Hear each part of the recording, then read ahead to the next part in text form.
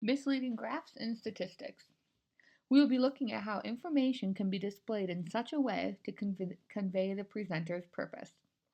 Every day, people are trying to get across their point of view, and one way to show the information is through a graph or data display.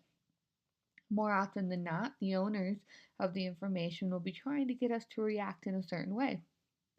While a misleading graph doesn't show incorrect information, it will rather take the information and display it in a way that is beneficial to their purpose.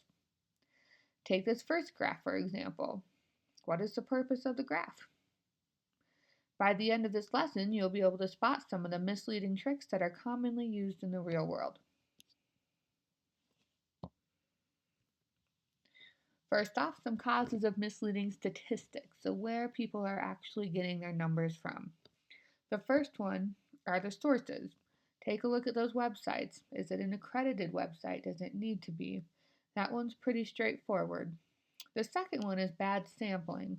I think that's best described with an example. So down here, decide whether a mall is a good place to find a sample for a survey about the number of allowance received by people ages 10 to 15. The solution says that the mall is not a representative place to find a fair sample of people in this age range.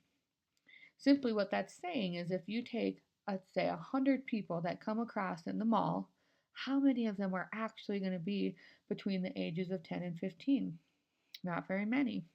So you'll want to think about that. If you're looking for a certain age group or a certain group of people, make sure your sample is a good representation of the entire group and not just a random sample where you hope to get the right numbers from a larger group. Misleading graphs then. Now that you have your information, what can I do with it? It says here, good graphs are extremely powerful tools for displaying large quantities of complex data. They help turn the realms of information available today into knowledge. But unfortunately, some graphs deceive or mislead. This may happen because the designer chooses to give readers the impression of better performance or results than is actually the situation. I'll show some examples of that up here next. In other cases, the person who prepares the graph may want to be accurate and honest, but may mislead the reader by a poor choice of graph or poor graph construction. And that's more of just a structural in terms of choosing which correct graph to use. We're going to be looking at the one I highlighted today to give readers the impression. So think about your data. What information are you going to be trying to display? And how can you go about doing it? Here are some things to think about. Number one, the title. Is there a title on the graph?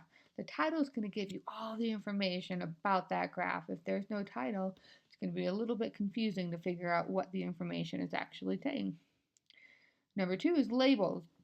That's talking about your X and Y. What's the information? Is it temperature? Is it weight? Is it time? Labeling is another way that misleading graphs are used. The key, what does each piece represent? Uniform size of a symbol in a pictograph. I'll show an example of that one as well. And finally, scaling. This seems to be a popular one, and I see this one often as I flip through the newspaper or a magazine. Here are some examples. For scaling and axis manipulation, take a look at both of these graphs here. A graph can be altered by changing the scale of the graph. For example, the data in both of these are identical, meaning it's the same numbers. But take a look at what the differences are. This one here starts at 0, which is a correct mathematical graph over here. The one on the right then starts at 4, which is incorrect mathematical, but still correct data right here. I'm thinking this is about a 4.5, which is what it was over here. And so that's one way that you can stretch the information depending on what you're trying to show. Another one here, why does it look misleading? How should it be represented? Okay, so let's take a look at a different version of that same graph. By looking at this first one, it indicates, look at this green one, you could fit about 3 of those inside of this orange one. So it shows that it might have tripled in 1 year. However, if you take a look, does this start at 0? Does not. So take a look at, if I were to start it right at 0, this would be the same graph, same information, but a much different picture. So again, take a look. Scaling is a huge thing when you're coming about graphs. What is the information that you're trying to convey? On this one then, what's wrong with the information represented on this graph? Well, if you take a look, yes, it starts at 0, but this one is your scaling going up the side. This one is uneven and therefore shows that the jump from 4 to 8 is a whole lot bigger than that jump from 1 to 4. Um, let's see. And also, it does mention that there are no labels, so we don't know what this number even represent. Here's another one. What's wrong with this 3D bar chart? If you take a look, number of singles sold, now you're going to kind of catch the hang of it. Is what do we know about this? We don't see any numbers at all on the y-axis. So it looks pretty cool, but it's also very misleading. Take a look at the same exact graph, only in a bar format without 3Ds. So right here, looks like the red and the purple, 95 and 97, it looks like 1995 is way bigger than 1997 when in reality, they're actually the same size. And again, the scale was put on this one, it was missing on the other graph. This is a pictograph. And again, first glance, you think, okay, that's not so bad. I see the horses. Wow, look how many horses there were. However, did you see what happened here? Take a guess.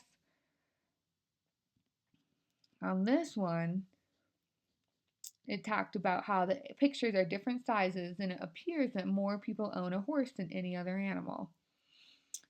They also mentioned that there isn't a category for those who do not own a pet. So it does talk about, it shows that everyone owns a pet when maybe that's not your purpose. Down here, it's redrawn so that all the animals are in fact the same size, when really you can see, oh, the cats were the one that were the most. So drawing the sizes of your pictograph is another way that misleads people with the information. The next one, this was a survey done. So in a circle graph, then there's one important thing that you want to do that a lot of people forget. Oh, they don't add up to 100. Last one here then is a line graph. Look at how, by looking at this scale over here, looks like it's going up by 10s. That's good. There's no skipping. This one over here, there's no skipping on this, but what a difference. Same information. Which graph is showing that there's much more change? This first one, and that's just based off of your scale. So now that you've seen some of those tricks, keep your eye out for those graphs you may come upon in magazines, newspapers, or online. And remember, what is the purpose? What's the purpose behind your information that you're displaying or the information that you're reading on the graphs?